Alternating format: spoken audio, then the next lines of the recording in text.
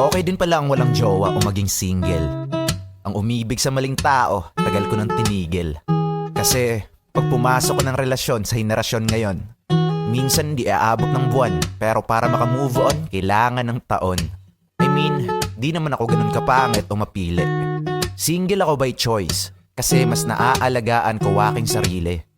Sanay na akong mag-isa, di na sa akin yun nakakapanibago. Kaysa naman hanap ka ng jowa, napupunta ka lang sa maling tao. Pinagtatawanan man ng iba dahil daw sa love life, ako ay kapuspalad. Pwes mali sila dahil pinapasaya ako ng aking Maria Palad. Tapos na ako sa pelikula, na kada gabi iyak at puro drama.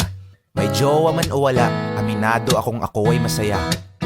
Bonus na lang kung may darating man na tao na mas lalo sa aking makakapagpasaya. Cause if you like the way you look that much, oh baby, you should go and love yourself. And if you think